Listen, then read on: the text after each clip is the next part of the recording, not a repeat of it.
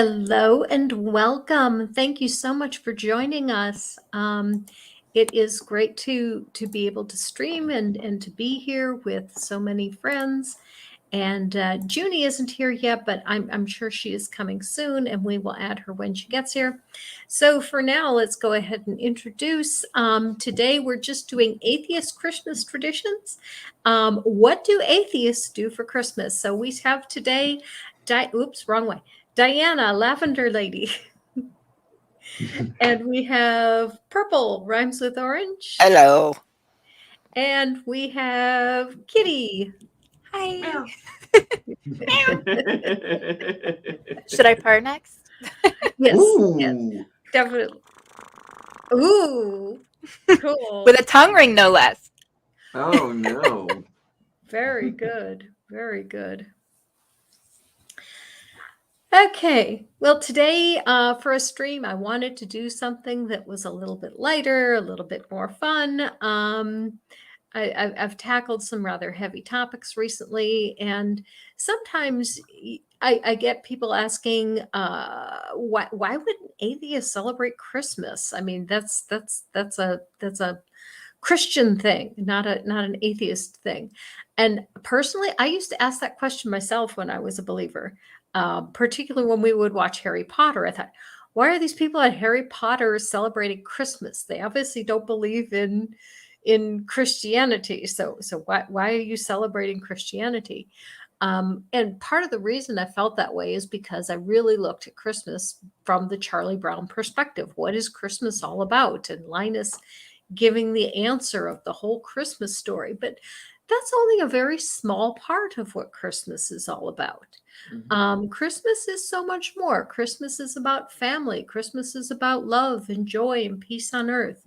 Christmas is about having a time to celebrate and just be together and get to know each other. And really, Christmas is about whatever you want it to be about.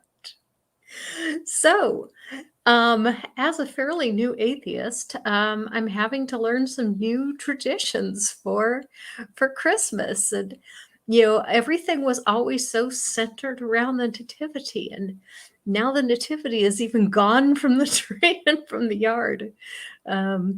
So let's talk about some atheist Christmas traditions. And Purple, I'm going to let you start because I know you have some stuff, particularly about Yule, that you wanted to share. Well, outside of the nativity, virtually everything people associate with Christmas was borrowed from pagan traditions before it. But the tradition I still observe is to keep a fire burning through the longest night of the year on Yule, from sunset to sunrise. It was much nicer when I had a fireplace or a fire pit in the backyard, but even if it's just a candle. And, that to me, it's really more reflecting on how people lived before we had all the modern conveniences of central heating and electric lights and all this, of how hard it must have been to get through the long nights. Especially my ancestors actually come from up in the Arctic Circle. Okay, and one of the things That's interesting.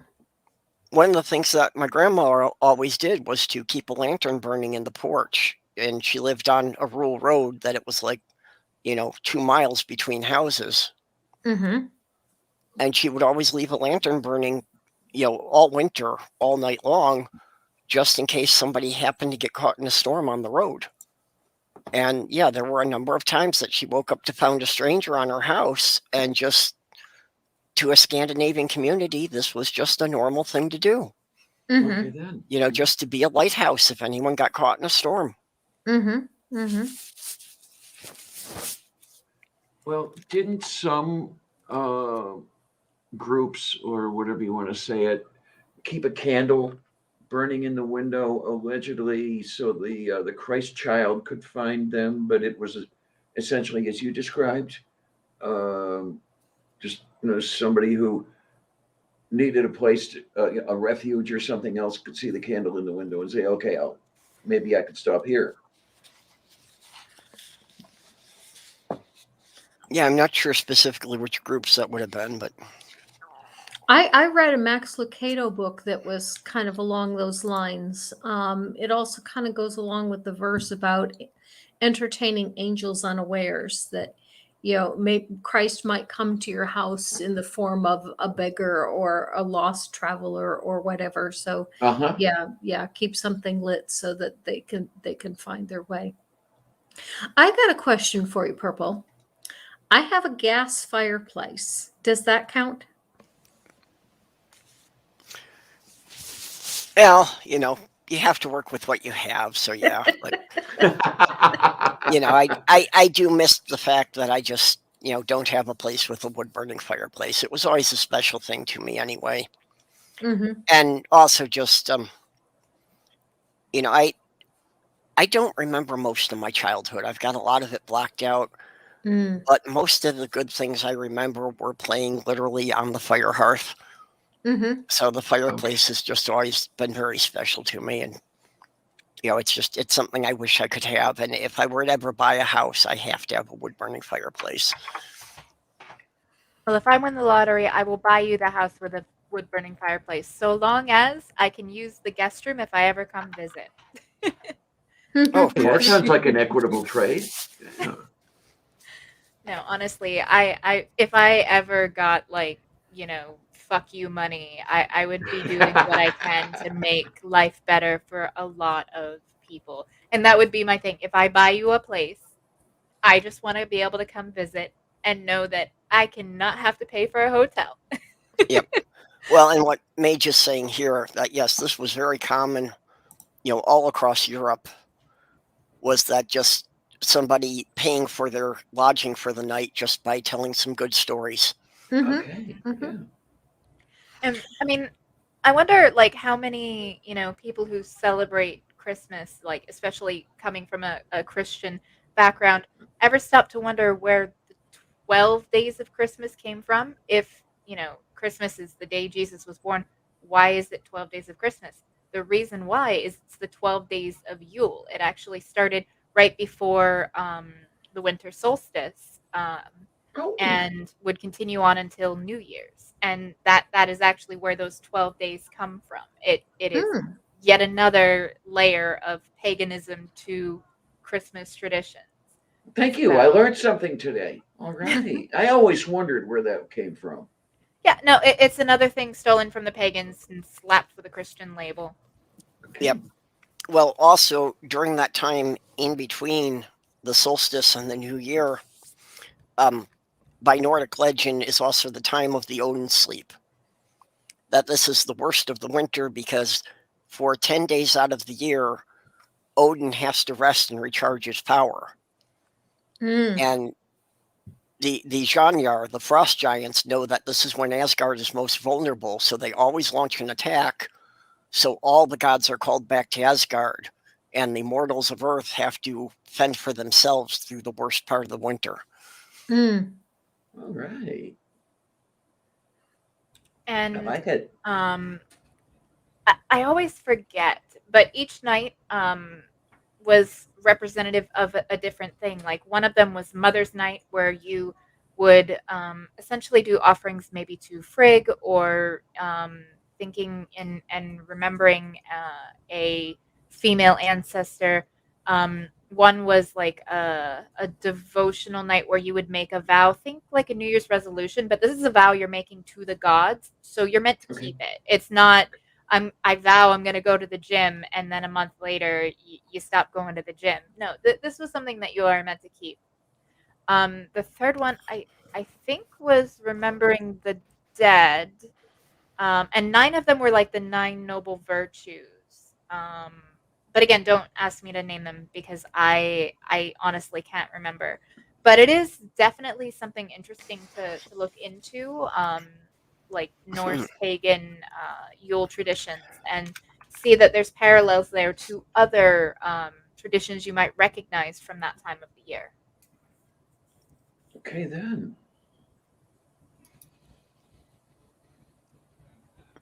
Like it. But Well, as that's for definitely now, something I'm going to have to look up more. And yeah, there is a Wikipedia page the more you know. of the 9 noble virtues, and yeah, it's definitely Norse mythology reference. Interesting. Interesting.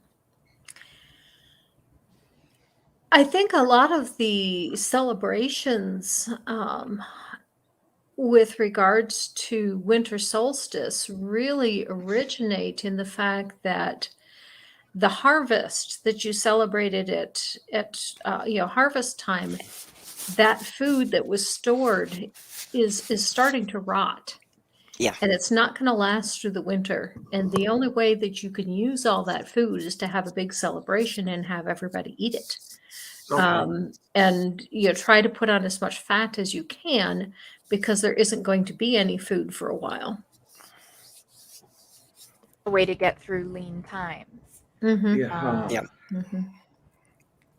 I know nowadays, though, Christmas has become very commercial. It's become very secularized, whether the Christians want to admit or believe that or not. It really has. I mean, you have Mhm. even, Jewish and Hindu people that will, in America, they'll celebrate Christmas because it is very much just a generalized secular holiday. Others might take more from it, but in general, it is just the end of year holiday for our culture in this country. Well, one of the things I've often reflected on is that virtually every religion, almost every culture has some type of a festival of light this time of year. Yes. That's really a Yes. universal theme. Mm-hmm. Well, it's not hard to see that, the longest night occurs this time of year, the shortest day and the longest night. And, so you're going up on that hill where you get the longest night. And then once you get over that, then you know that you're on the downward slide, and, you're headed back up towards longer days and less lean times. Oh my. And Yeah, that that you're being through the worst of it. If I can go off on a tangent, one of the Oh, things. feel free. Okay, actually, just a total rant. One of the things about the Christmas traditions is Santa and his elves is completely wrong. oh Well, elves were typically about 6 foot tall, easily mistaken for humans, and generally having a disdain for humans, or just a total disregard for them. So either they ignored people or they played nasty tricks on them.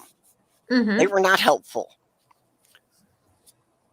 What is always pictured as helping Santa, these little guys about, maybe a foot or two tall, are actually the Scandinavian woodland gnomes, because they were known to be helpful and they were known to repair things when no one was looking. The brownies are So just get your character races straight, people. Yes, brownies. Please, Gigi, go off on brownies. Yeah, brownies are supposed to be little helpful sprites as well. Put your Okay shoes in the middle then. of the night. Shoe elves or shoe gnomes. I still remember that when I became a brownie scout, they told us the story of the brownies and how these parents told these children their story of the brownies, and then they went to bed, and during the night the kids got up and they helped, they fixed everything that they could, and when the mother and father got up in the morning, the children had already, breakfast was made, and the deep previous night's dishes were done, and the mother was just flabbergasted. Where are the brownies? Our house doesn't have any brownies. And the children, we are the brownies. We are the brownies. And that's the story they teach girls when they become brownie scouts. You're to be the brownies. Yep. Okay I remember then. that. I was a Girl Scout, actually. And yeah, no, I vaguely remember that. I think Yeah, Ox actually, wants to a eat lot some of wood the gnomes. confusion just comes in through translation errors because, of course, when the Vikings got into Britain and into Northern Europe, a lot of their stories got translated and they just didn't have a word for these characters. So a lot of characters that there wasn't an English word for got translated to be either fairy or elf, even though they weren't actually related. Mm-hmm. Mm-hmm. Okay Yeah. then. We kind of have the same ideas in different cultures and just different names for the same thing. I mean, at least, more Western cultures like think, English and the settlers and everything, they, had Santa and you would get lumps of coal if you were naughty. In Germany, if you're naughty, you get stolen by Krampus and like Oh, so, we had easy mode when it came to naughty children. It's like, oh, you get no presents. Well, that sucks, but, you're not getting Yeah. eaten by a giant troll. So Well, and in There Russia and Poland, they had Black Peter, which was Santa's counterpart, who would just basically bind the kids up in their blankets and beat them with switches. Mm. yeah. There were some stories told by members of my family. His side of the family was Slovak. His parents came from Slovakia, and his sister told the story of getting beaten before the presents were given. And yeah, this would have to be either Black Peter or Krampus. I'm not sure which, but yeah, I am familiar with that through Aunt Elnor's stories. So, Diana, what are some of your atheist Christmas traditions? Well, not Christmas so much as the solstice. And again, not the New Age or the pagan or anything. It's strictly astronomical. I suffer from seasonal affective disorder, Okay. and as the longer nights descend, I start getting worse. Mm. And the solstice to me is the return of the light. Who was saying it before? Was it you, Kitty, that mentioned the return of the light? And my most recent ex had found a menorah at Lowe's after the season was over, and neither of us were Jewish, but she sees this thing. Oh, I got to get it, and I ended up with it somehow. And I decided, okay, I'm going to start using this thing. And on the 18th, I begin lighting it to where the lighting of the individual candles straddles the solstice, happens to end on Christmas Day. That's just wasn't planned that way. It was just works out. And I watch, at least when you get to the solstice, the nights get shorter, and it's yay, finally. And I learned. Of course, I still have a hard winter ahead of me, but that's another story entirely. Um, but yeah, it's that little bit of a smile there, where okay, here's the worst of it. Now it only gets better, or at least until June. yeah, the light at the end of the tunnel, so to speak. Yeah, and I used to put up a tree. I used to give myself gifts. I would actually buy things for myself and wrap them and put them under the tree. Not so much anymore, because a certain four-footed person who lives with me and likes to sleep in my coat also likes to disassemble Christmas trees. And there's everything all over the floor by the time she gets through with it. It's like, oh well, I can't do a tree anymore. But I've got a little Norfolk Island pine on my dining table. Oops. We lost our We host. lost Gigi. Oh no. Oh no, oh no, that's terrible. But we'll just kind of keep going until she comes back. Yep. And I'm sure it'll be fine. Yeah, I have a problem with the Christmas tree because even though I have an artificial one, Sammy still tries to eat it. Okay. And I've got a few pictures that are really, really cute. Back when Melody and I actually got a natural Christmas tree, a real one, we had just got our Winston. There she is. There we We go. had got our Winston that July. And he decided that he was going to sleep in the Christmas tree. And Yeah. we got a picture of this, 6-month-old cat sleeping in the Christmas tree, and that was so much fun. When I lived in St. Paul, my cat Tasha always wanted to sleep halfway up the Christmas tree. And that's where I got in the habit that okay, there wasn't any way I was going to base it sufficiently. So I put a big hook in one of the ceiling joists, and I actually tethered to the top of the tree to the ceiling, so there was no way she could knock it over. Puppy. Hi, puppy. Sakura came to say hello. Alf, Alf. She is very much, yeah, not the face, thank you. She thinks the guinea pigs are her new squeaky toys. Oh no. Oh, yay. Well, she's not aggressive towards them or anything. She's just curious. So she Okay. has Yeah. literally just been like right up by the cage, just like, hi. And so then the guinea pigs do this like little like chirpy noise, and then Yep. she's just like, I want to play. Can we play?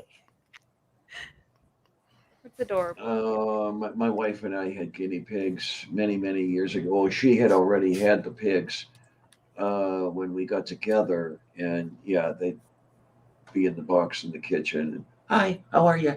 They're so cute. I've never had guinea pigs before, but my son wanted them, and my sister's a bitch. So she was like, I'll do it. I'll get it for you. And I was like, we had to talk about it, like Michael and I. And we are like, all right, he's been asking for like 8 months for a guinea pig. So like all year. And it's like, okay, fine, we'll do it. But I told my sister, if you're doing it, you're going to get, everything that it needs. You're going to get the cage, you're going to get any toys, and you're going to get at least a month's supply of stuff, since I'm going to be the one taking care of it afterwards. At Yeah. least 1 month's supply of everything. Yeah. And, she's like, that's fair. So we got the one, and then I was doing more research on them, and I kept reading that they needed to be in pairs. So we went back and got a second one from the same place that was actually like they're from the same litter, so like they knew each other already. So now we have 2 guinea pigs, and they're named Masha and Bear. Even though they're both boys, with pets it really doesn't matter if you give them a wrong gendered name. But my son loves the little animated show Masha and Bear, and they actually have the same kind of personality. Masha is constantly zipping around, and Masha was asserting dominance on Bear when we brought Bear home, and Bear's like the more calm and docile and inquisitive one. And if you've ever seen the show Masha and Bear, it's very much like that. Masha's a little shit, and Bear's always looking out for her and like plays parent figure to Masha. And I don't know, like it's adorable. Dr. Sasha, as I know it, is a shortened form of Alexander. So yeah, it's actually a boy's name in Russia. And what was I thinking here? Yeah, wouldn't it be fun, with the wrong gendered name, as you'd said, or something, if Masha turned out to be a transgendered guinea pig? I would love and support them if they were. Then again, I mean, I'm not the best at like gendered names. Like I have a parrot that lives with my parents that I got when I just got out of high school. It's a Senegal parrot, and I named it Hutch, and I used male pronouns for like the longest time. Hey, And now after doing more research, I think it's a female. So I've been misgendering this poor parrot for its whole life. And like I kind of feel a little bit bad, but then I realized that like animals don't really have a sense of that kind of thing, so it's not really offensive to them. Like I'd never misgender a person, but yeah, like I don't know, like should I feel bad? Should I not feel bad about misgendering like a pet animal? Well, one thing I've No. always wondered whether or not non-human animals have a sense of gender. Are there transgender chimps? Are there transgendered puppies? I don't know. Dragonflies have been documented being cross-dressing hookers. Yeah. They will pose on a branch and tuck their genitalia away and strike a fetching pose until a larger male brings them a gift, and they will allow the second male to mount them while they eat it. I mean, Okay then. Oh, wow. get yours, like do what you gotta do. Yeah, I'm just saying it's not unique to human. These type of things happen everywhere from insects to primates. Yep. Hello, Yes, Jyuni. hello everyone. Sorry I'm Jyuni. late. Hey, Jyuni. It's okay. You got here. Just That's all getting that matters. Yeah, I've just getting missed off work. you. I know, I missed you too. Hugs. Yeah, I was guessing you were just late getting home from work there. Yeah. I'm not even home yet. Oh, wow. Oh my. Are you Ça in the fait très car? bien. In the Just be safe. office? Yeah, I'm in the car. I decided to just stop by and find a quick charger and just, while I'm, Yeah. while we're at Traffic it on the for an hour Chicago here, let me just do expressways. that. Sorry, what was that? Traffic on the Chicago expressways. Yeah, and I don't want to deal with that either, especially since it's raining and windy. It's better to just let it lighten down before I get out there. Yeah, I've been scared to go out here because we've only had one good snowstorm, and it takes until at least the third snowstorm that people remember they know how to drive in that shit. Mhm. And I Chicago swear, half the population of Florida. If we got one good like Massachusetts, New York snowstorm in Florida, half of the people here they just fucking died. They'd be off the road. It would look like God just decided to just yeet everybody because people have no idea how to drive in rain, let alone in snow and ice and sleet. It's kind of scary if you think about it. Well, and people get these No. SUVs and think they're invulnerable, and that's always what you see flipped over in the ditch. Because surprise people, four-wheel drive doesn't do shit to help you with braking. Yeah. And they tend to be top heavy, so they're like less stable of a vehicle than one that's lower to the ground. Like I Okay, want to get a Prius. I'm curious as to why Doctor has not left the house in 9 years. Oh, wow. Yeah, I was gonna say, Yeah. what are the circumstances that has kept you in? Yeah, I'm wondering about that too. Yeah, I have to go out at least once a week to forage for supplies. Like you say that, I get the mental image of like a little dino, just like truffles, truffle pig, like going through the forest. What you guys were talking about, Kitty, and what Rage is saying here, that this happened in North Carolina, that got a huge snowstorm. They weren't used to it. 100 people died on the roads.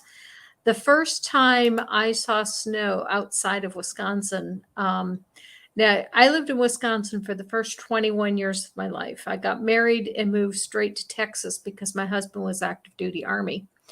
And the first time it snowed in Texas, which I don't remember how long after we were married that happened, I said, no big deal. It's a quarter inch of snow.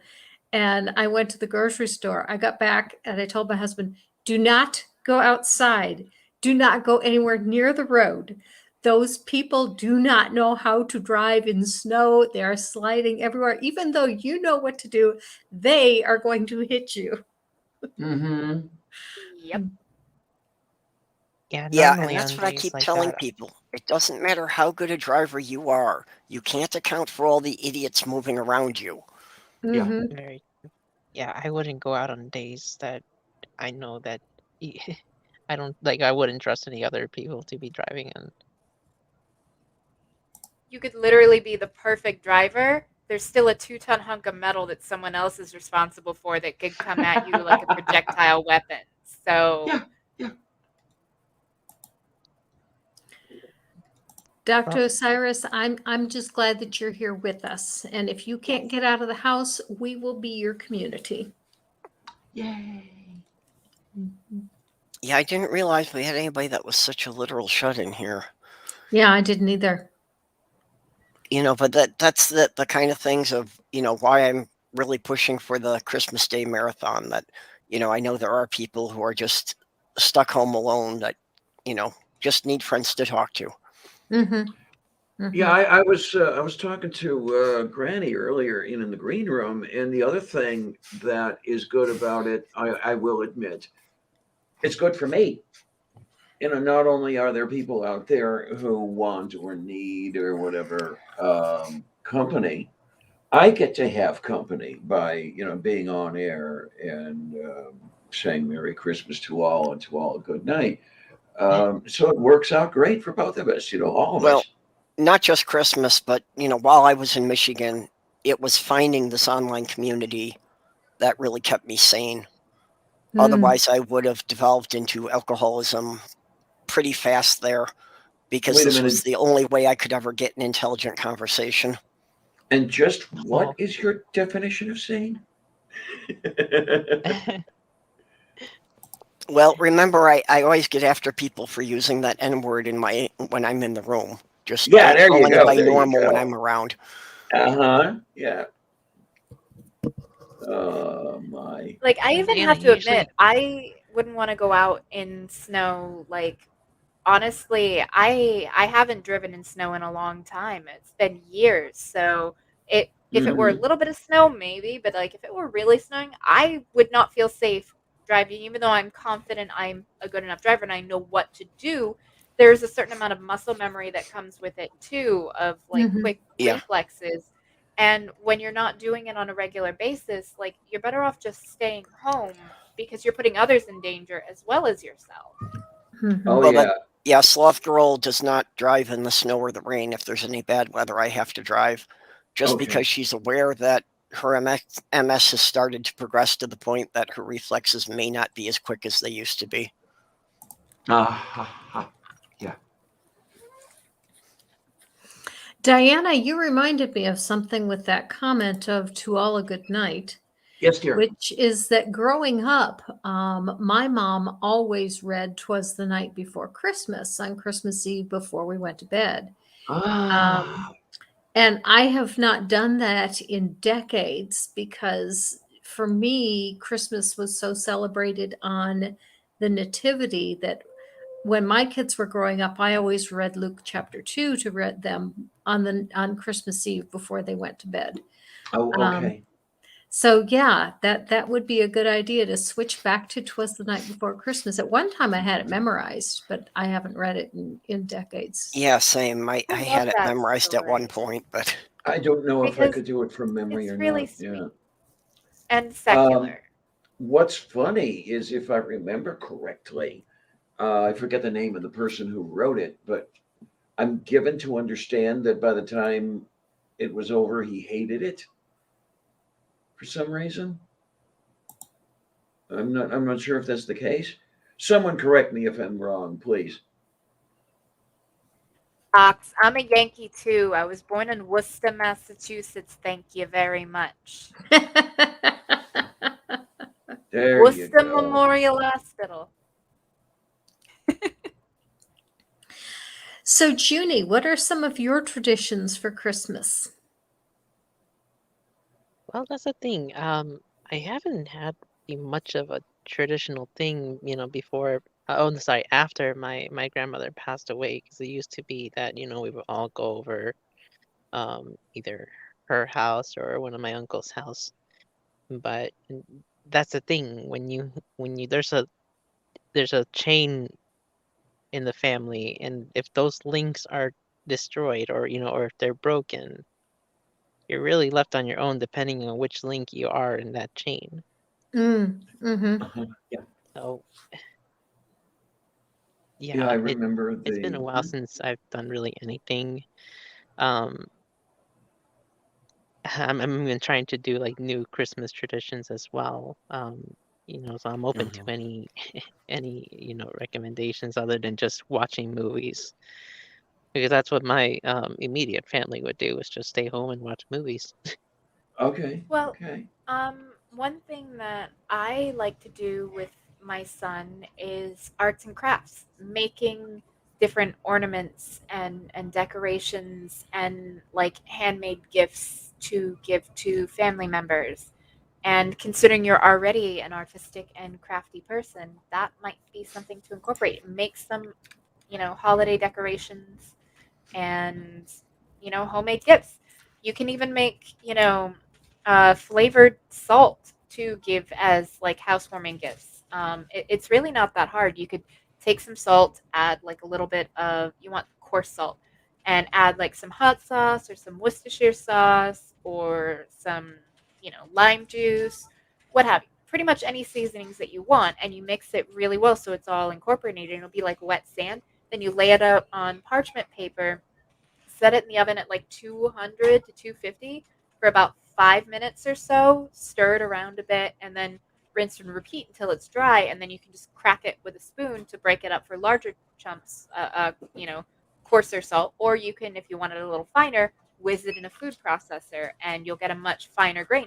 So then you just package it in like little mason jars or something like that. And it's a quick, inexpensive gift that you can give as a hostess gift, or housewarming gifts, Christmas gifts, and it's thoughtful and it's something unique that people don't necessarily think of. But once you start using flavored salts, you definitely realize that, wow, I can add a lot more flavor to things, quickly and easily. Taking Okay. like a lime salt is one of my favorites, but hot sauce salt is good, or Worcestershire salt. That, just a little Worcestershire salt on both sides when you're doing like steak or something like that. A little bit of pepper and a little bit of Worcestershire salt, and you're good. It's so good. That's interesting because like I've seen the glass jars where you add a bunch of spices and then add the oils and such, and being sold. I haven't tried them myself yet, but I'm sure they over time you gain that those flavors intense because they're being bottled in like that. But in terms of gifting, this year I know it's the first year that we've decided not to do any gifting whatsoever. I don't know if it's because we're trying not to, well, especially when it comes to buying the gifts themselves. So maybe making them wouldn't be so bad.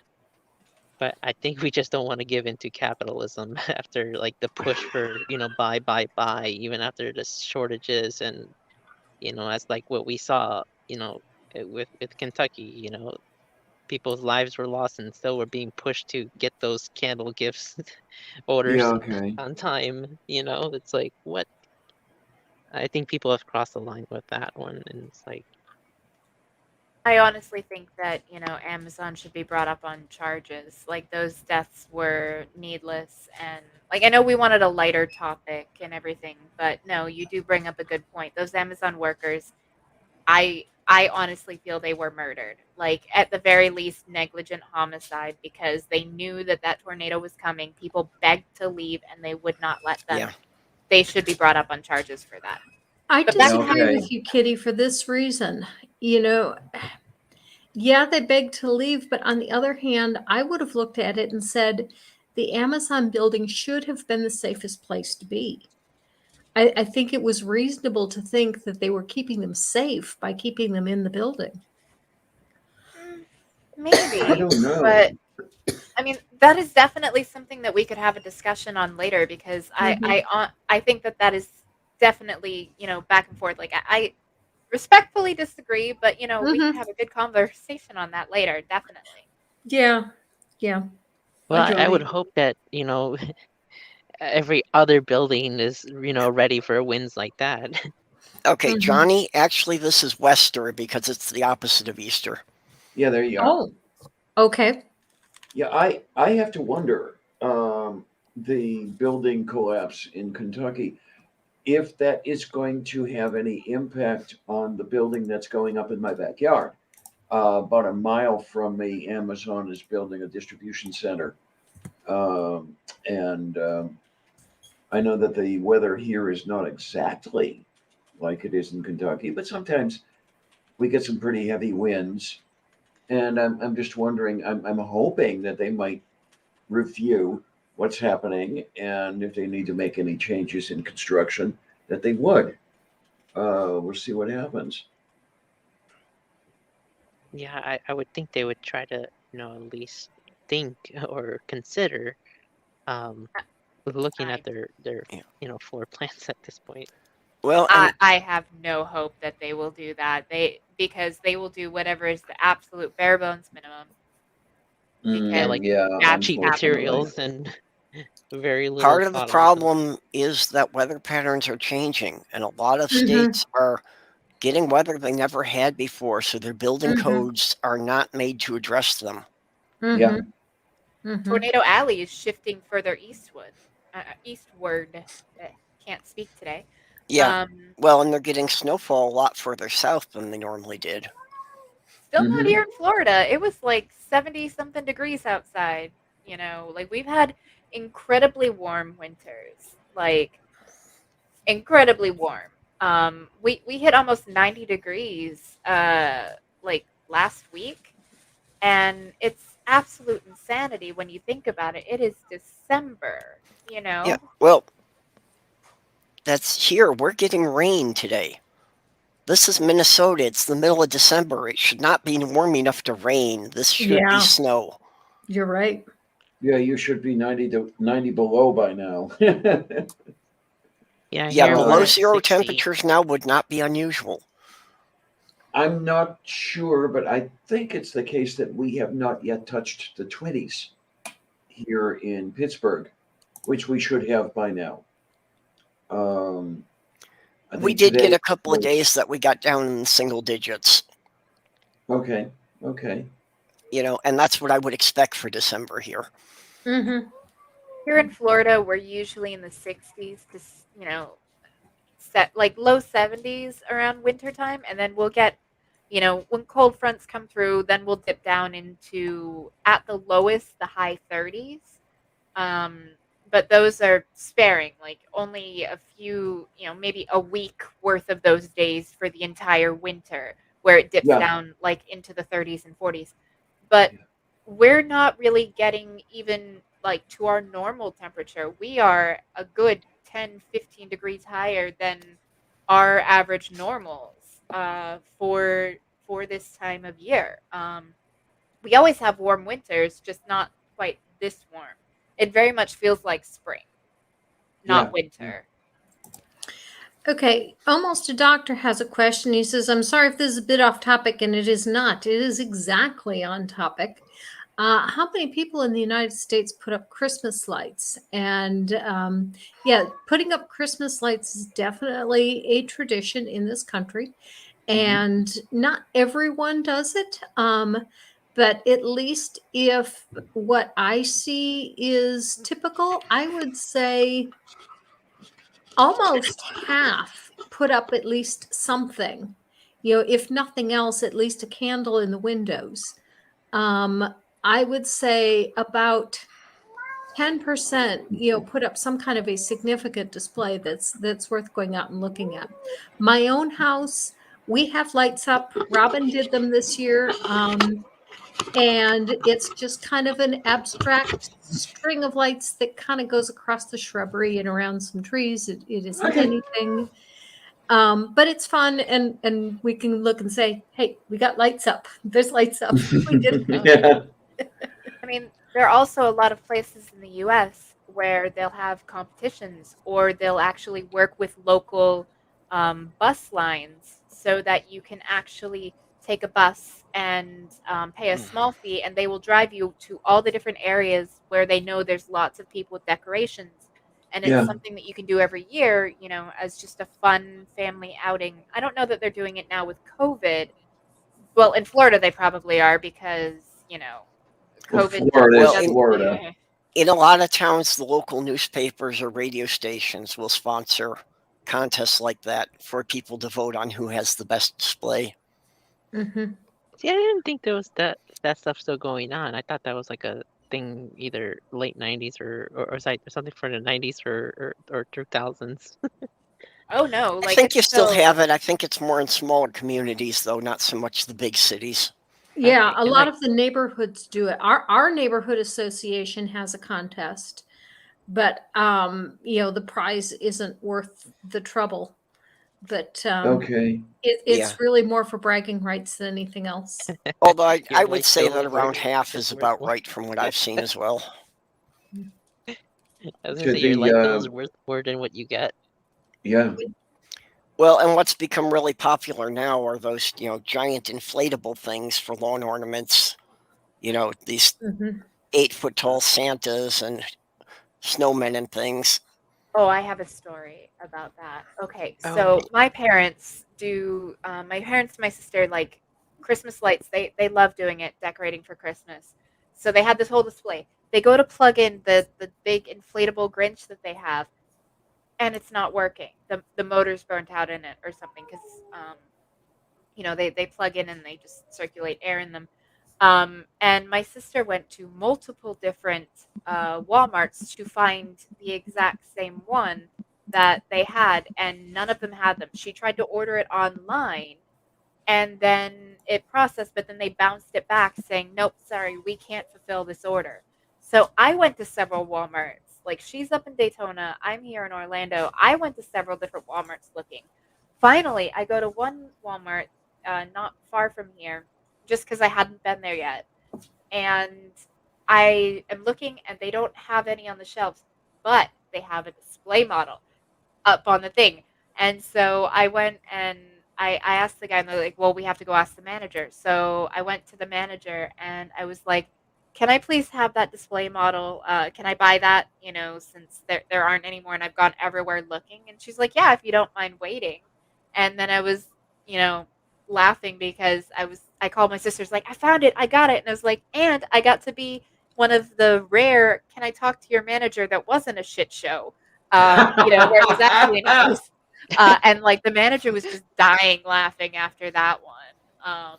Because as soon as I got the yes, I was like, yeah, I was so excited. So I was able to deliver the Grinch to my sister for the holiday decorations. And yeah, that was fun. And I laughed so hard because once the manager started laughing, I started laughing. And it was just it was a fun little giggle.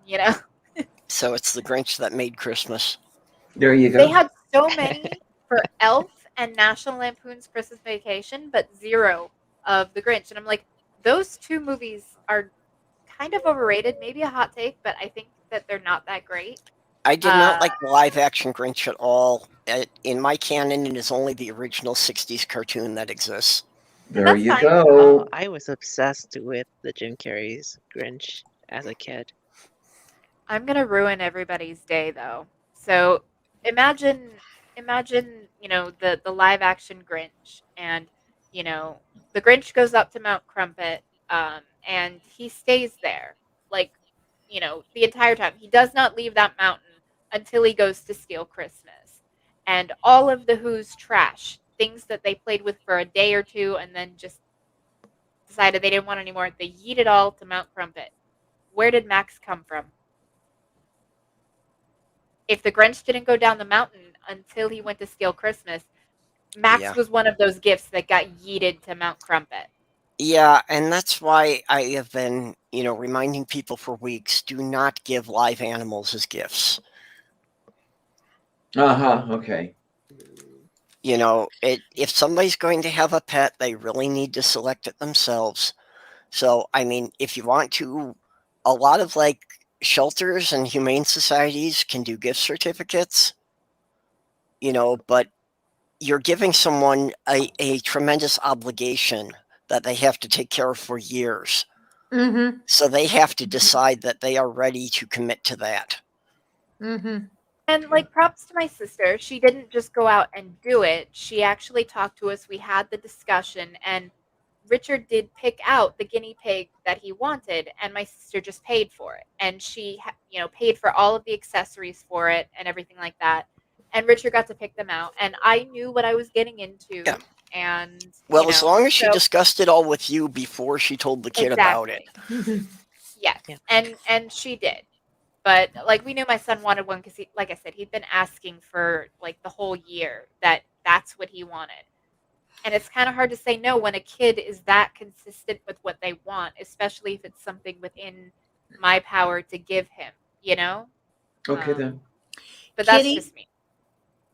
If you can get me a picture of that Grinch decoration while it's out in the yard, I would really appreciate it. And here I'll tell you absolutely. why. Here's why. One of Robin's favorite Christmas traditions, things to do for Christmas, is to play Christmas decoration bingo.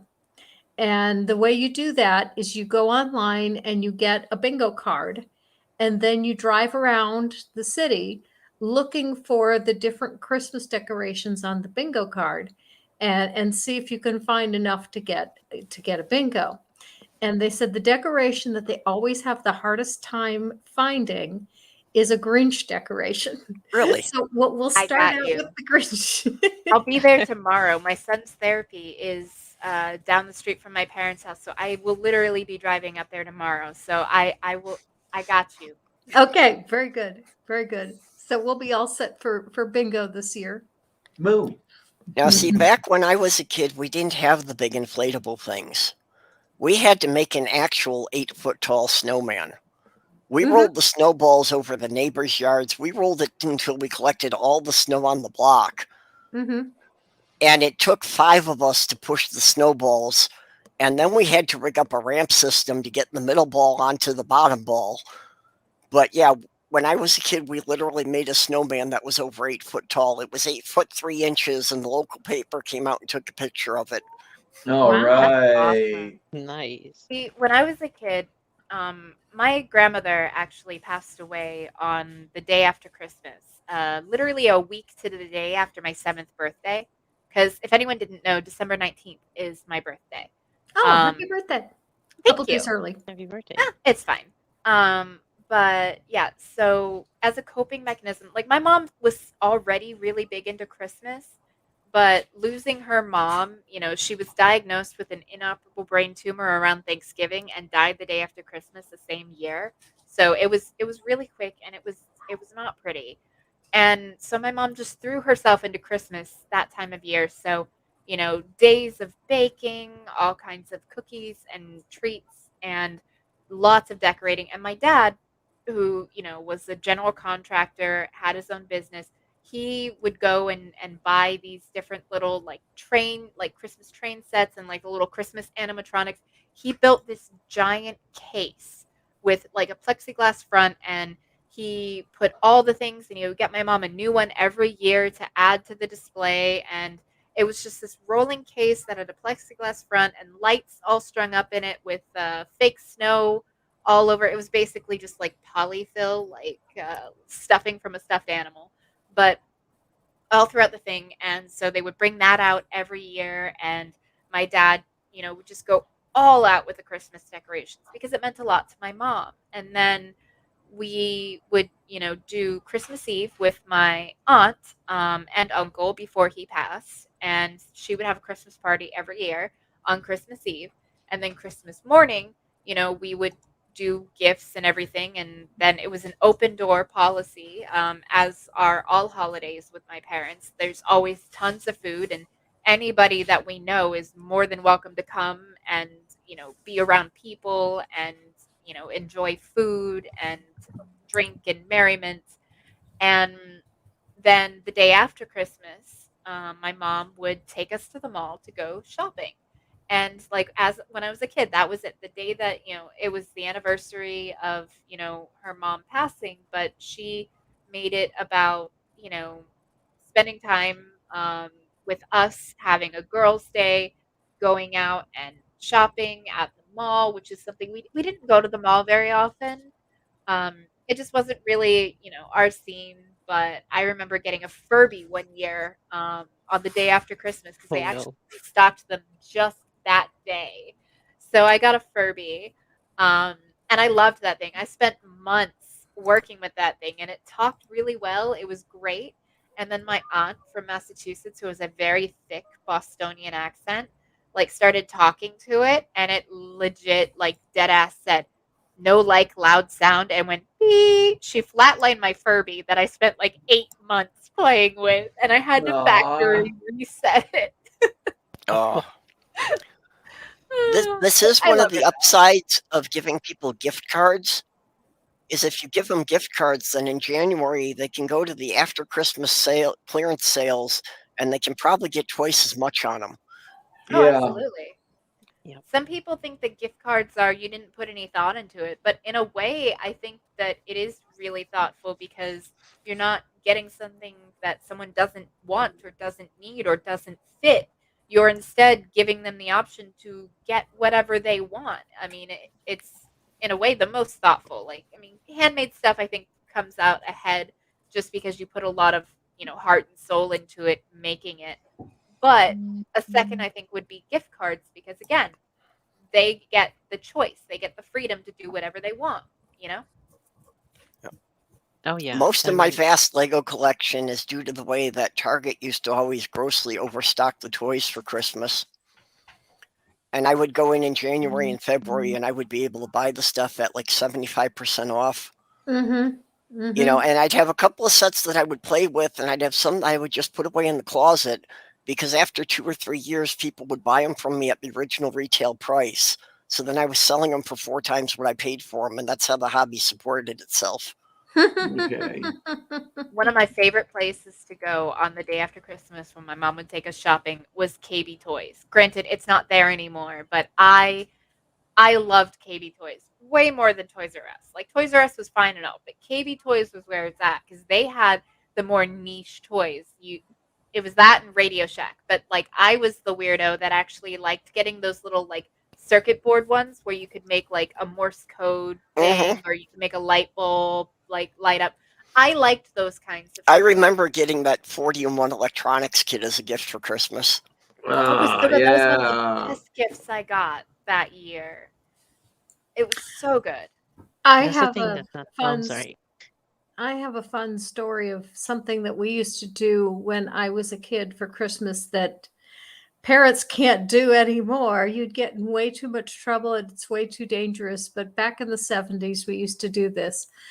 My parents would take us to the mall and we would take our allowance money, which was just a couple of few dollars, and they would let us go off wherever we wanted to go and tell us to meet them at a certain time in a certain place. And at just 10 years old, I took my sister around the mall, just the two of us. And the one thing that I used to do every year is we would be alone together for a few hours, and I always took her to Farrell's ice cream parlor, and we would get this sundae called a Gibson Girl, which was a huge sundae. And this was the whole lunch for the both of us. I mean, it was that big that the two of us would share it, and it was our entire lunch. And that was the big Christmas thing for us, to blow a whole lunch just eating ice cream at I the ice remember cream Farrell's. parlor. All right. You remember Farrell's? Yeah, there were a couple of them in the Chicago area. Do you remember the Zoo Sunday? Yep. Yep. See, we had Friendlies, which started in Massachusetts, and they had like a little clown sundae for kids, and then they had like a big ice cream bowl that it Yeah. was like freaking 14 scoops of ice cream and like a pound of toppings and like plate as big as your head. Okay, yeah. Mhm. I had never heard of Friendlies until I moved to New York, but like in the last decade, they've expanded into the Midwest. And they've expanded out of Florida, unfortunately. I think there's only one left in the entire state. Last I checked. I'm kind of afraid to look because I've been wanting to go there when the pandemic's over. And if they're not there anymore, I'm going to be very sad because that was my childhood. We would, Mm. once a week, we would go and have dinner at Friendly's, just the whole family. And, well, maybe not every week, but, it was, a couple times a month we would go there. And, like that is just my childhood. Yeah, it'd be sad if they closed because of the pandemic. Oh, Yeah. you have no idea how Well- sad I would be. On the subject of food traditions, part of my Yule tradition of staying up all night on the solstice is we also dispensed with the idea of doing like a big holiday dinner, and we just do like huge trays of appetizers. So we're just like snacking and playing games all night. Oh, okay. So I think- just I yeah, think there's two continuously pagans, or- snacking for basically 24 hours. I think we have two former pagans here. What are the traditions that are normally like celebrated? I did learn a lot more about the holiday traditions when I was in the pagan community. But again, pagan is such a broad term. It's a catch-all term for 1,000 different unrelated religions. even You more know, so so than you Christian. really, Like, yeah, you 'cause can't there's really so many say denominations. anything about it that's going to be true for all of them. It's really just a huge variety in there. Do I have it right that pagan originally referred to non-Christian? Is that it? Or? Yeah. Okay. Yeah, that's what I always associated it as, is anything that wasn't Christian was pagan. Well, pretty much that's, you know, we've tried to get away from that definition just because it's the thing of, you know, we know what you're against, tell us what you're for. Mm-hmm. So the Mhm, pagan community has mhm. been trying to redefine pagan more as being like any earth-based spirituality, Mm-hmm. you know, as opposed to, you know, being focused on a particular deity. Mm-hmm. Mm-hmm. I But always yeah, for me, I kind of fall back on the Norse mythology, but that's mostly just a nod to my Scandinavian heritage. For me, I very much, the basics that are, essentially still like celebrated through Christmas, would be, gift giving, having a feast, decorating a tree.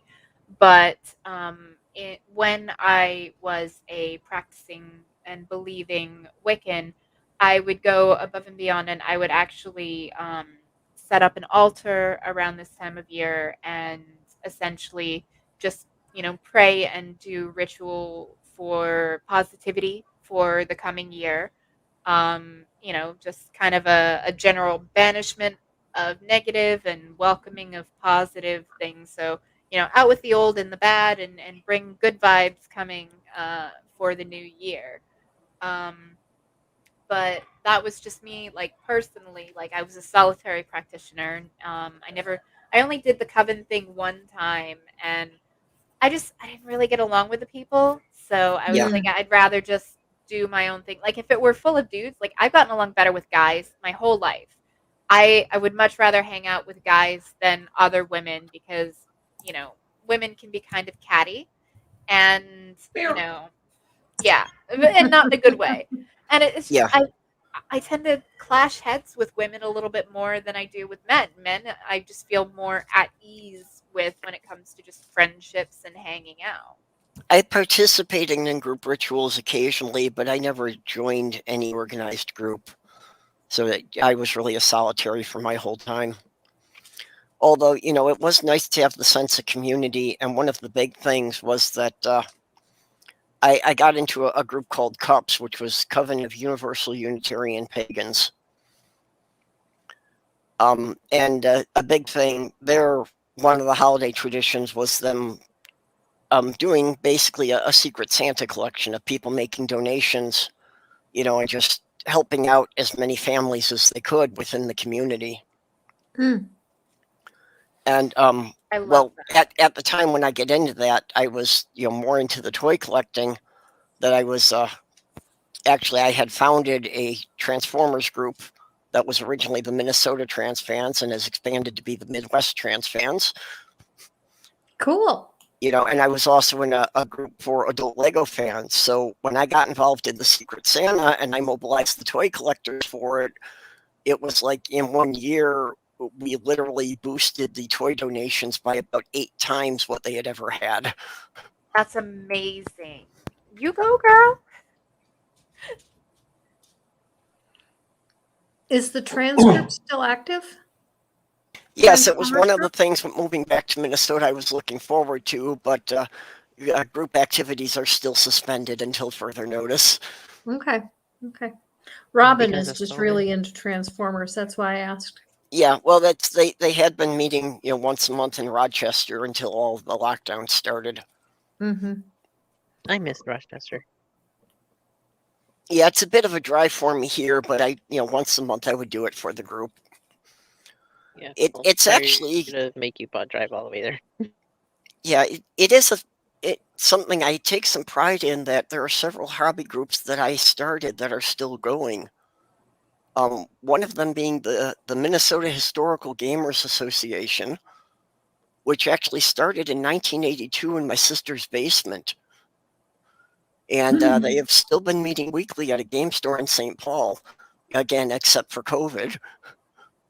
So, but just that I helped a group that has been meeting continuously for nearly 40 years. That's impressive. Okay, so let's go to the topic of food. And Yummy. Jyuni, let's start with you. Traditionally, what do you do for Thanksgiving dinner? For Thanksgiving, for Christmas dinner? Well, back then we would, because at least my partner's side of the family is Mexican, so they would do tamales, and for Christmas Eve, and then for Christmas Day they would do a dish called pozole, which is I think they use like white corn or something like that, and and a certain like spice broth. I just don't. I'm not certain exactly the names of them in English, but um, and then it's either that or cow gut soup, Okay. which is Oh, one that of sounds delicious. moo. Yeah, yeah. One thing I will not eat is tripe. It reminds me of chewing on an inner tube. Yeah, a friend of mine who raised Irish wolfhounds fed them tripe, and I took care of the dogs while he was out of town a couple of times, and it's like just the smell of trying to scoop it out in the dishes almost made me throw up. I don't see how anybody could have eaten that stuff. Okay. Oh, yeah. We're giving ourselves the challenge to cook it ourselves, because it's usually I guess you can call her my mother-in-law. It's usually her making it, but we're going to try to do it ourselves. Because we're not visiting anybody this year, and now so we're on our own. So we're going to be making the tamales, and we're going to be making the either the menudo or the pozole. Although on the subject of foods that no one actually eats, since my family has a Scandinavian background, all the family Oh. get-togethers during the holiday season, there has to be a tray of lutefisk on the table. Again, I have never gotten past the smell to actually taste this, but it always What has to is be that? there. For people who don't know, lutefisk is fish that is literally soaked in a lime. Mm. Not the chemical, not the Mhm. fruit. It's actually soaked in lye to preserve it. And then it has to be washed like about 8 or 10 times and is served in a sauce that is reminiscent of wallpaper paste. Mm. You see, it sounded good until you mentioned the sauce that. So why Yeah, would it's just anyone this eat thick, it? pasty white sauce. Well, originally it was a survival thing. It was just the only Mm. way to preserve the fish so that would last several months. Mm-hmm. But because of that, it's a Scandinavian tradition. Mm-hmm. Okay. Diana, what do you do for Christmas dinner? Well, my Christmas dinners haven't been standard, but over the last, I'd say over the last 7 years, I've made duck about 3 times. Duck à l'orange, especially. Mm-hmm. Um, and there was a time while she was still here in Pittsburgh, I had a friend over for Christmas dinner. She had never had a goose. So I decided I was going to make a goose. And we did that. Otherwise, I would make a big turkey spread just for me and the cat. I mean, I was one of these stubborn people who, had to do something. So, I have this big turkey dinner going that lasts me for a week and a half. Even the duck would last me most of a week. But I personally love duck. A lot of people don't because for them it's too fatty, too greasy. But that's one of the things I do like about the duck. And with the goose, especially, you had that wonderful goose fat for cooking later on. You just pour that into a rabbit. I haven't had rabbit. Oh God, I haven't had rabbit in a very, very, very long time. I think I was in single digits the last time I had rabbit, and I'd like to do rabbit again someday. My favorite butcher shop in downtown Pittsburgh has a whole bunch of stuff. You can get venison, you can get rabbit, you can get emu, you can get alligator, all this good stuff. So one of these days I'm going to have to go down there and get a rabbit and make Hasenpfeffer or something like that. And this year, I'm not sure what I'm doing. If there's turkey, I may buy one. I know I was going to get a turkey for Thanksgiving. And the way it worked out, on Saturday, they had turkeys all over the place. But it was, okay, I'm not sure I have room in the freezer. So I'll get it on Monday when I can start the thawing. Monday, they didn't have a turkey in sight, not a turkey found. And the last time I was in Squalmart, just a couple days ago, they had a case full of turkeys again. I don't know if they're going to have turkeys for Monday or not. If they do, I'll get one and start it thawing. Otherwise, they had a whole case and a half full of ducks. Maybe I'll get a duck. And, I love let's go duck from as there. well because I like dark meat, and a duck is all I dark meat. love dark. Yes, Ah. yes. Yeah. Yeah, I The don't That's care what I for really- ducks just because they do tend to be greasy.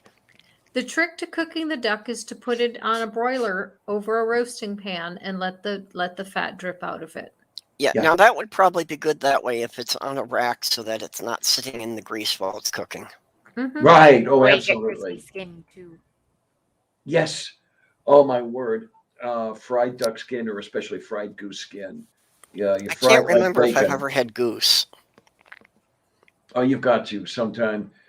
If you haven't, sometime before you die, you've got to have it, even though it's expensive. I admit, when Cassia was here, it was simply because she'd never had a goose that I decided I was going to buy, and it was something like almost $8 a pound. So it's over $70 for this bird. But hey, it was worth it.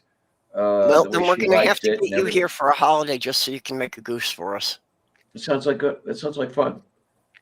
It sounds like moo. Sounds boo to me.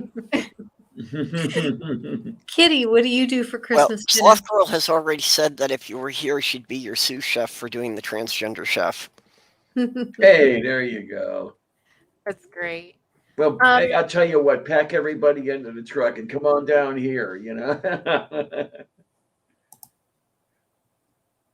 Sounds good to me. But so my family is not a huge fan of turkey. Like they will do turkey for Thanksgiving, and there'll be a lot of turkey because there'll be the roasted turkey and then the deep fried turkey.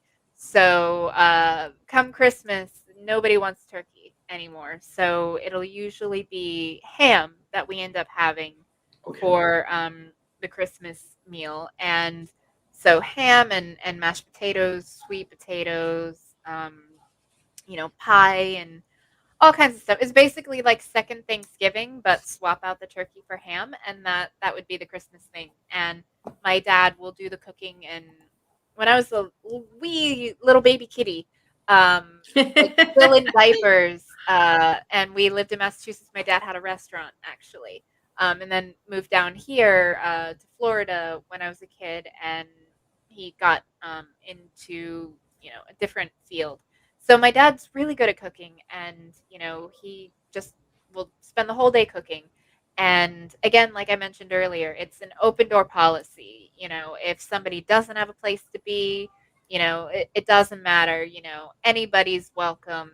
Just come on in. And pull up a chair, grab a plate, and dig in. Is kind of the philosophy, because there's always plenty of food. And my dad makes sure that anybody that doesn't have a place is welcome, which is something that I do love and respect about him.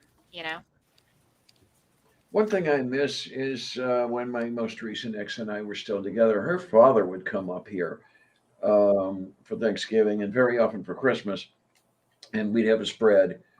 And just having John around, because he'd stay about a week or so each time, and he was a really nice guy, and I miss him really. it's been what, 12 years since I've seen him. I don't know if he's still around or not. He was born in 1929, so Hate it's to not say it, but exactly. probably not. When I was Probably growing up, not. Yeah. yeah, when I was growing up, we always had the huge open house thing for Christmas that, we'd just lay out a buffet on the kitchen table. And Yeah. yeah, generally we were talking like 75 people coming through the house that night at various times.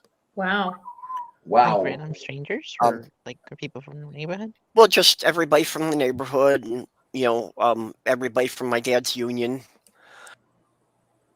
Okay. Okay. That's something I wish I would have been able to But experience.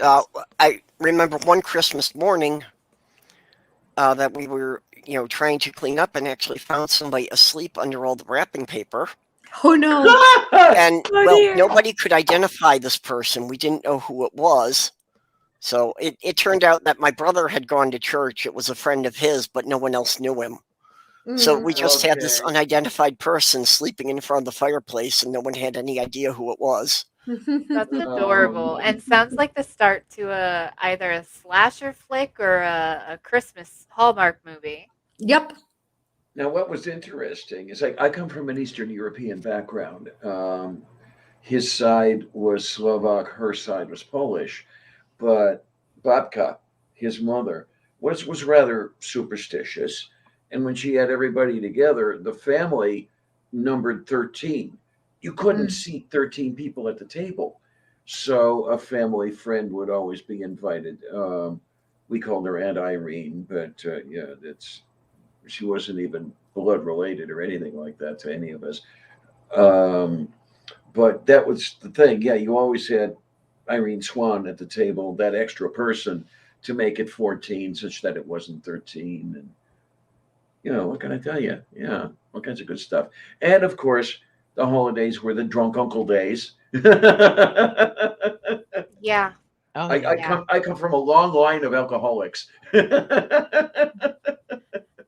Yeah. Me too. That's when I talk about if I had been left in Michigan, I would become an alcoholic. Yeah, this is a family tradition. Half of my siblings have been in treatment at some point, and I have no idea what the actual normal life expectancy is on my father's side, because by the time they were the age I am now, half of them were dead because of alcohol or an accident where alcohol was involved. Okay, Moo. That's unfortunate. I mean, I Yeah. know like there are a lot of issues with alcohol in my family as well. Alcohol and mental illness, not good friends, and Yeah, they yeah. tend to coincide with each other. Well, and I really But think the yeah. only reason I've avoided it was just that I was aware of it from such a young age. Okay then. Mm-hmm. Now, see, one thing, like I've always wanted like to see a Hallmark movie, but from the perspective of a woman like me who watches true crime shit. So, like when you see, you go back home for the holidays, and you see the guy whose wife had a tragic accident or something, and he's at the Christmas tree farm, and then he starts popping up all over town. You're like, excuse you, sir. No, like you're going to kill me. I've seen this movie. I'm going to get on the first bus out of town. And then Yeah, I keep saying that most rom-coms, as they happen in real life, would be stalker cases.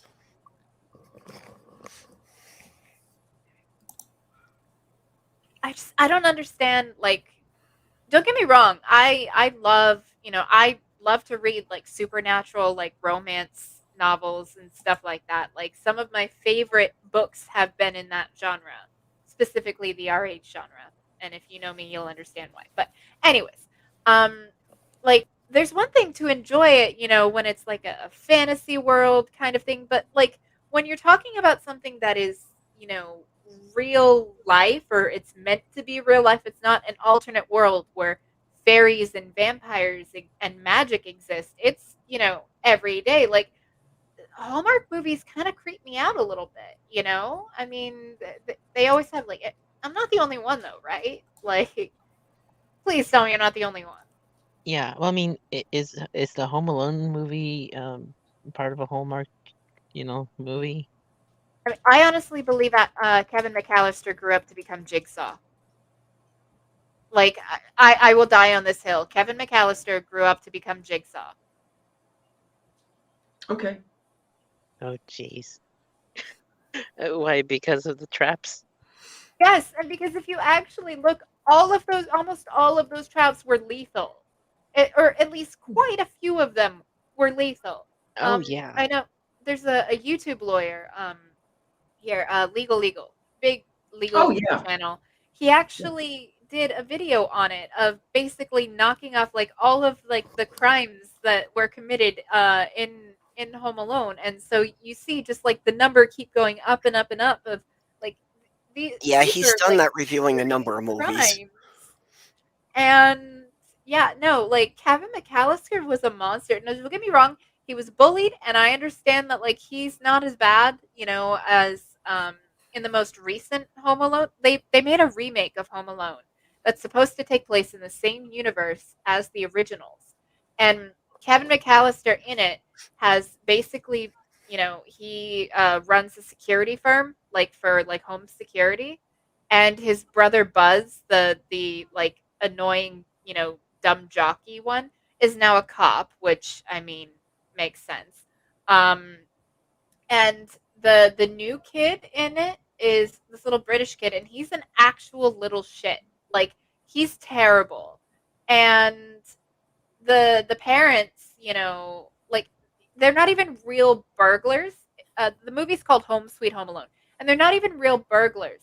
They are people who are having an open house because the father lost his job. They couldn't afford the house anymore, and the kid had to go to the bathroom. So the mom stops pretending that they're looking at buying the house so he could use the restroom, and the kid gets into a pissing contest with the homeowner, the father, and they see some dolls, and he starts mocking him for the dolls, and one of the dolls goes missing, and they find out that that doll was worth hundreds of thousands of dollars and could fix their problems. So they think that the kid took it because he's a little shit, and so they go and like he gets left home alone, and they go trying to like break in to steal back the doll that they think was stolen from them. But it's like you can't root for anybody in the movie. It's just terrible. Like the original Home Alone was great, even though it was monstrous and kind of barbaric when you think about the actual like what would happen if people were subjected to those booby traps. Oh, yeah. So the first Home Alone is great, nostalgia there, but I actually prefer Home Alone 3. That one's actually my favorite, and the original is a close second. Just because I don't know, like I just preferred it. I think it overall it felt a little bit more fun, a little bit more like nowadays as opposed to, the very dated. And it's got Scarlett Johansson in it. So I I never mean, saw the third one. The some Lego Russian. Ideas project, actually somebody had submitted the Home Alone house, and it got the required 10,000 votes and is currently under review, so Lego may make it an official set. Huh. Well, it's definitely an Airbnb listing, because I mean, speaking of traditions, I guess every year they're going to have it as a listing so people can go in and rent it out for a day. That's kind of And cool. apparently it has the booby traps there too. Mm, I'm sure interesting. they had to nerf the booby traps. Actually, those Yeah. those booby traps, not a single one of them would be illegal because he was defending his property. And Yeah. when someone is breaking into your property and they are so much physically bigger and stronger than you are, you have the right to consider yourself to be in danger of life. There was the one case of the shotgun booby trap, though, that where they actually were charged for it. But I Right, think that was mostly because it was a second home and they weren't actually living there. right. Um, Hmm. and Yeah, so the that difference is if it's a booby trap and there's no one home, then you can't claim that you were under threat. Right, exactly. Hmm. Okay, we are running out of time very quickly here, so let's go ahead and wrap up. And I'm just going to give everyone a chance to shill for anything that they want to shill for. And if you have any closing comments on any atheist Christmas traditions that you didn't get a chance to mention, go ahead and mention that. And Diana, let's start with you. Oh, yay. Hello, ladies, gentlemen, and everyone in between. How the heck are you? I am Diana Clarion, the Lavender Lady, and I would like to put my shill in for the 4th annual Christmas marathon that our wonderful Purple Rhymes with Orange is spearheading here. We are going to have a relay of various live streams from a number of us creators, content creators, running from let me see, the 20. What time, honey? The 24th to Boxing Day. 5 o'clock on the 24th is the first stroke of Christmas Day in New Zealand, running until 4 a.m. on the 26th as being the last stroke of Christmas Day in American Samoa. Okay, then. And I'm really looking forward to this for a number of reasons. I know, Purple, I have it on your authority that a couple of people at least have told you that it saved their lives to Yes. have someone around for the Christmas holiday. And I'm looking forward to being part of that and, giving Well, that somebody. was after the first year I did that. I got a couple of private messages of people who said that they didn't think they would have made it through the holiday if they couldn't have found someone to talk to. Mm-hmm. So And- this is really, yeah. And, we have more than a dozen people signed up already, but we still have some empty time slots, mostly for Christmas Eve, but also still a couple on Christmas Day. So anyone who wants to host a 2-hour chat, just send me a DM on Twitter. And I'm selfishly looking forward to it as well because, not only do people out there get to have somebody around, I get to have somebody around. Otherwise it would be, me and Sylvia.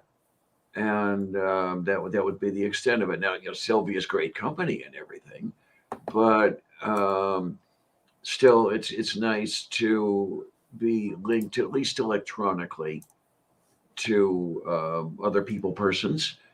And oh my, look at that stuff! Isn't that These wonderful? are Doctor's drawings that he sent me during the stream, and I don't know how to put them up all together, so I have to do them one at a time. It's the only way I know how to do it. Sorry, I'm not Okay. the That most first computer one, savvy person. I believe that first one was a sketch of, I can't remember the character's name, but he was the explosives expert from Atlantis, The Lost Empire. And that is one of my favorite Disney movies. Yes, that is a very underrated Disney film. It is so good. Michael J. Okay, Fox as then. Milo. It was amazing. Alrighty then, that sounds like fun. But yeah, all of you wonderful people, if you have nothing better to do, or That's it. I It don't was know, Vinny. maybe if you do have better things to do, I don't know, maybe still, yeah, come on by and say hi on whichever of the streams you can find yourself on, and From you know, the we're original gonna- Jungle Book. all right, yeah, and we're just gonna have some fun with this, and I hope to see you and many of you come by. That's my show. Okay, very good. Kitty, what have you got? Well, like I said, I've been focused on a lot of like real world stuff, but I am starting to work on projects to donate for whatever they end up deciding to do for Diana, whether it's an auction or a raffle or something. I don't know if they've kind of hammered out those details yet or not, but there's some things that I will be donating for that I've started plotting out and working on. Other than that, I've been making little TikToks here and there when I get some time. So if anyone wants to follow me there, I'm at Kitty the Atheist on TikTok. With underscores instead of spaces. And I don't know if I can take a whole 2-hour time slot for the Christmas Eve thing, but I'll definitely Christmas Eve, Christmas thing that you're doing, but I'll definitely try to pop in whenever I can, just to be a Yeah. part of the conversation and just be around, because Well, I don't want to commit people to will all something I be can't. looking for people to participate, both in the side chat and on the panels. Yep, Yeah, definitely. so I'll definitely be popping in when I get the chance, and yeah, that's pretty much it. If you want, I can go get while everybody else does the wrapping up, I can go grab the little guinea pigs, and you guys can see what these cute little buggers look like. Sounds good. If people want to see it. So, Yay! all right, I'll Sure. go get them, and I will pass the baton, talking Okay. stick, to whoever's next. Jyuni. Yay. Hello everybody. So yes, same here. I'd like to shill for the upcoming Christmas marathon. It'll be my first time ever doing something like this. So it's really a privilege to be part of this. I never thought I'd get this kind of opportunity before in my entire lifetime. So thank you so much, Purple, for this. I will be doing Well, thank you this. for volunteering. Oh yeah, of course I decided to pick the from 10 to 12 because why not? In the morning. So if you want to catch me do some art and avatar making, that's what I'll be Yay. doing. And if there's time, then I'll probably just open up the chat room. It sounds like yummy and tasty. Yeah, and as much as I want to release a a productive video or a production of mine, I don't know if I'll have it released by Christmas Day. Basically, it's about giving thanks to one being, instead of giving thanks to everybody else who actually did their part in making something happen. For an example, giving thanks to God for everything. Hmm. So if you've ever seen Dark Matter take on that, it's pretty much like that. Mm-hmm. Well, that was for Thanksgiving that, rather than what the Thanksgiving traditionally was talked about, we were more focusing it on thanking all the people who kept the supply network going through the COVID, that we could still find things at the grocery store.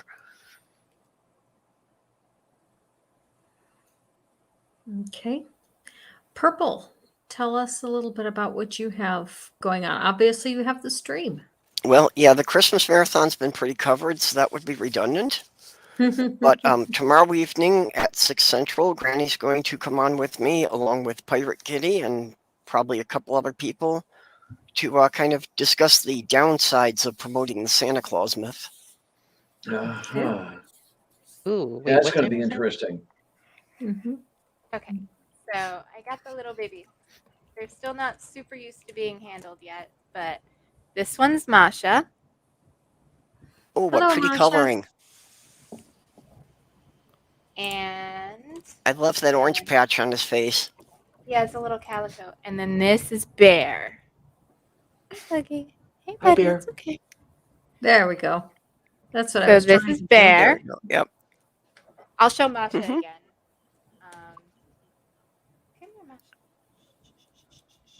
They're still not used to being handled, but Yeah.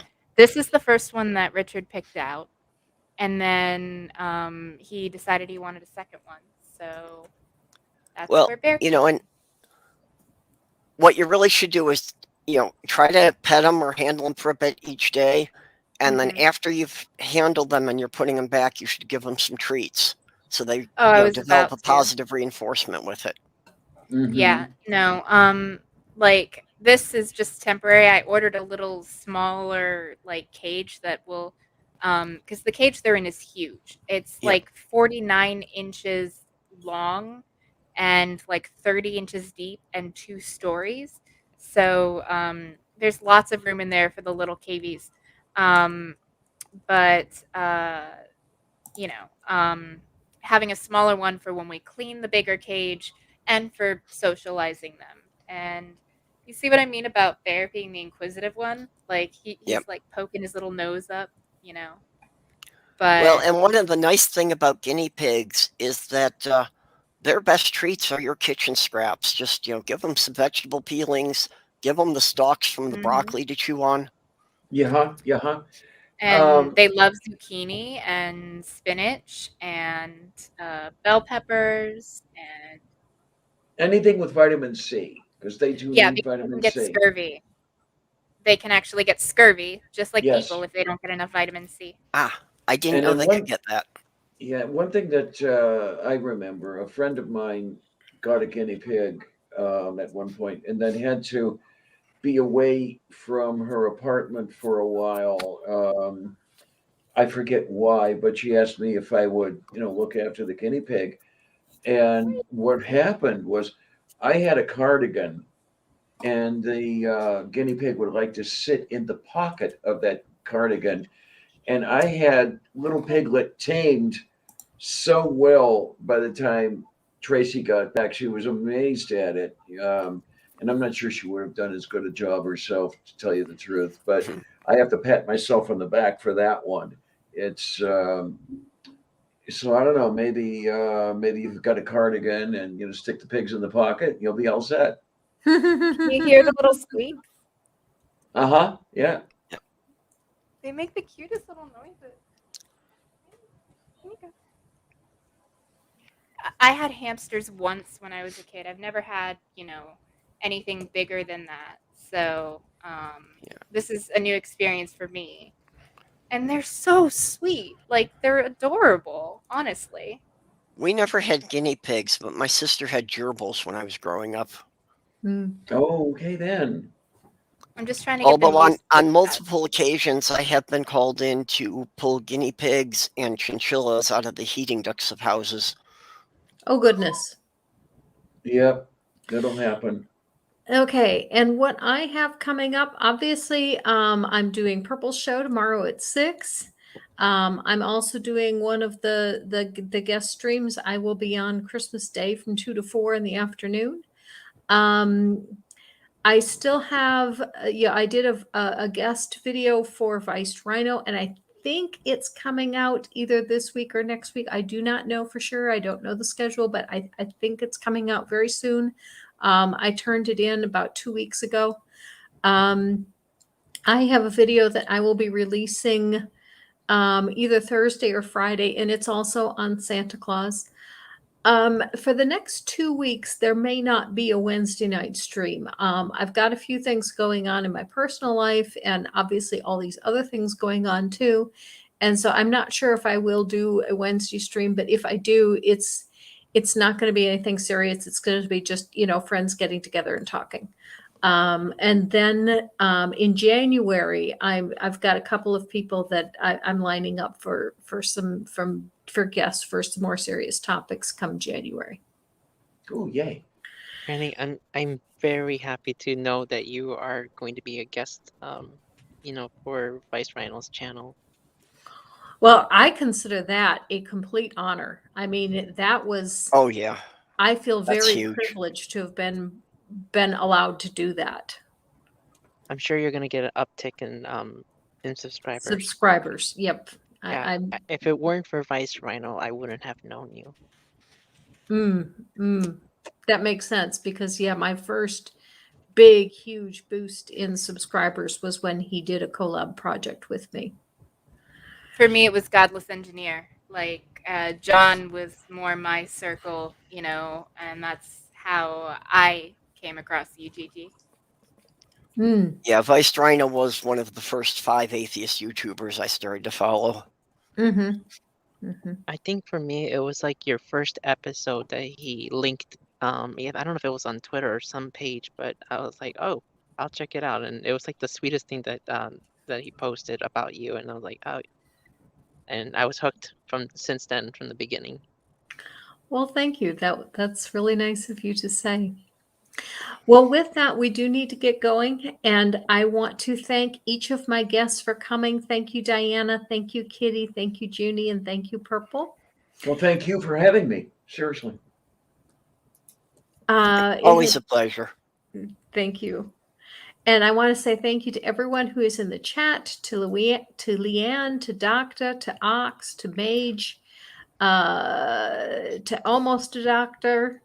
Let's see. Rage has been here. Native Atheist was here. I'm not sure who else. If I missed you, I appreciate everyone who comes and who watches. And please come on Christmas Day to watch some of the streams, because I'm not that good at monologuing. So I'm going to end up inviting someone to come in and pop in with Yeah, me. I can't do it alone either. I've got to have somebody to bounce back against. Mhm. Mhm. And as we are shutting down here, I will just recommend that everybody pop over to Bee's channel for her stream already in progress. Okay, very good. Good point. Yes, everyone watch B as well. B is a wonderful asset to this community. So thank you, everyone. Yay. Live your life. Bye.